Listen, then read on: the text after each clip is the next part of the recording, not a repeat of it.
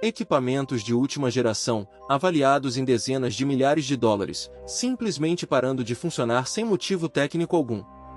Essa é a promessa que abre esta reportagem, revelar o que uma equipe de físicos e engenheiros realmente documentou dentro de um rancho isolado no interior de Utah. Eu sou o investigador cético desta história, e prometo mostrar não lendas, mas relatórios, nomes e datas. Antes de chegar à ciência, porém, precisamos voltar à origem, uma família de fazendeiros e décadas de relatos estranhos numa mesma propriedade. A origem remonta à bacia de Uinta, em Utah, onde o professor Junior Hicks catalogava relatos estranhos desde os anos 1950. Em 1994, a família Sherman passou a arrendar uma propriedade ali e relatou incidentes que iam de luzes no céu a animais mutilados. Os relatos chegaram ao jornalista George Knapp, da Class TV de Las Vegas, que os tornou públicos em 1996. Essa reportagem chamou a atenção de um empresário disposto a investigar o caso cientificamente. Esse empresário era Robert Bigello, fundador da rede de hotéis Budget Suites e, mais tarde, da empresa aeroespacial Bigello Aerospace. Interessado havia anos em fenômenos inexplicados, ele comprou a propriedade em 1996 diretamente da família Sherman. Sua intenção declarada não era exibir a fazenda como atração, mas transformá-la em um laboratório de campo fechado ao público. A partir daí, o local passaria a ser conhecido pelo nome que os moradores da região já usavam havia gerações, Rancho Skinwalker. Um ano antes da compra, em 1995, Bigello já havia fundado em Las Vegas o National Institute for Discovery Science, o NIDS, com a missão declarada de investigar cientificamente fenômenos anômalos. A instituição reunia física, biologia e engenharia sob um mesmo teto, algo incomum para o tema na época.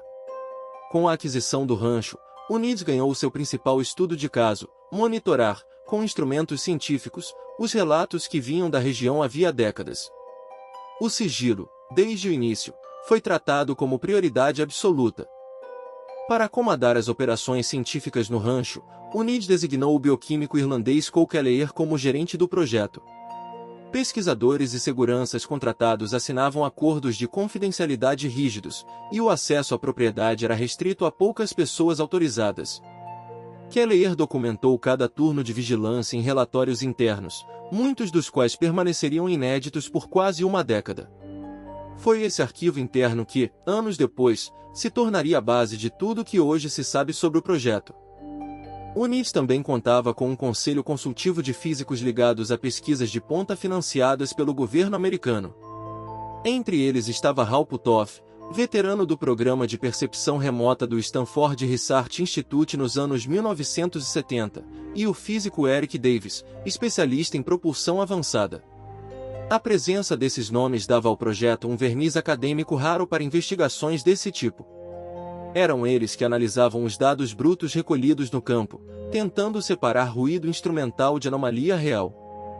Segundo relatos da equipe, o rancho foi equipado com câmeras de infravermelho, magnetômetros e sensores de movimento, juntos, avaliados em dezenas de milhares de dólares. O objetivo era registrar objetivamente qualquer evento fora do padrão, sem depender só do testemunho humano.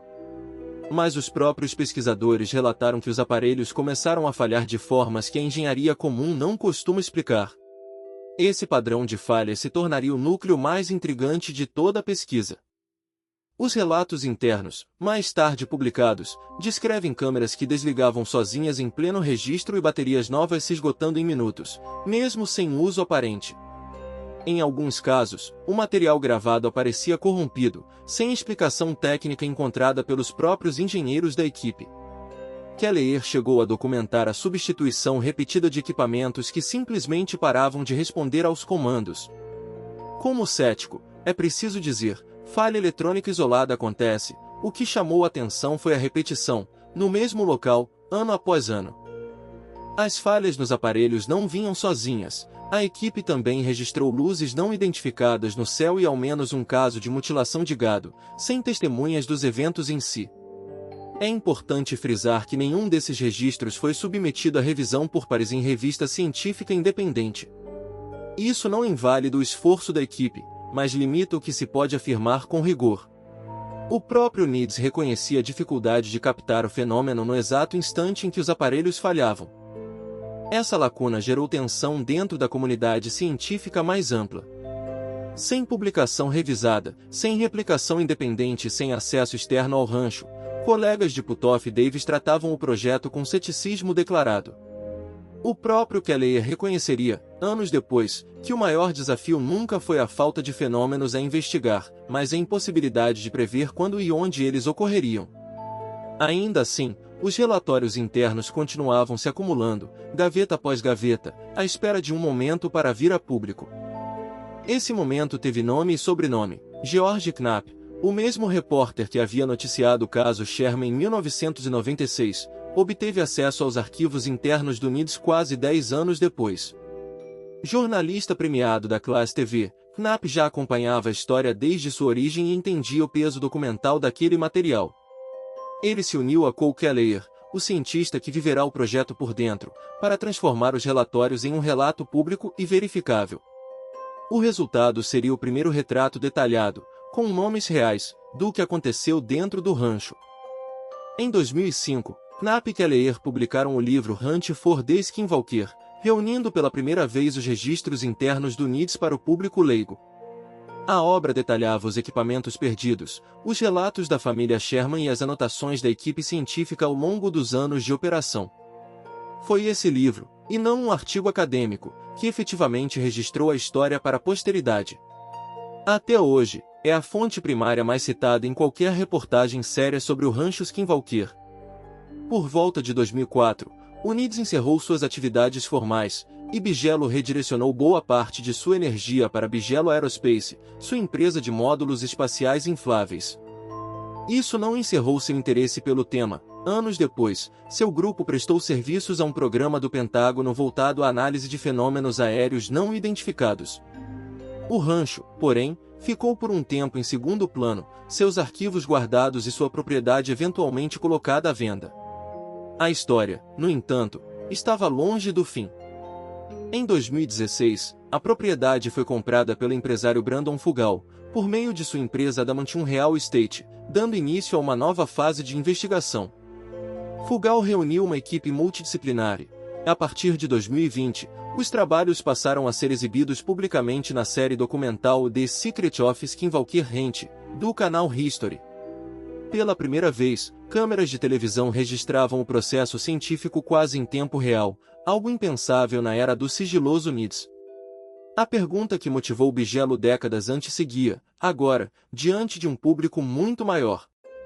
Aqui está a revelação central: em nenhum relatório, do NIDS de Kelleher aos estudos mais recentes, existe uma causa técnica comprovada para as falhas repetidas de equipamento.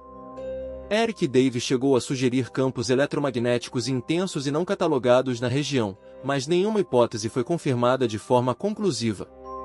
A honestidade científica, aqui, significou admitir os limites do conhecimento em vez de forçar uma explicação. É essa admissão rara que transforma o rancho Skinwalker em um estudo de caso sobre os limites da própria ciência. No fim, a lição não é sobre monstros ou luzes no céu, mas sobre o valor de registrar com rigor aquilo que ainda não se compreende. Físicos sérios colocaram a carreira em jogo para documentar, sem sensacionalismo, fenômenos que resistem à explicação simples, e isso já é notável. Se esta reportagem te ajudou a entender a origem real por trás do mito, deixe seu like e comente o que você pensa. E já se inscreva no canal para a próxima investigação.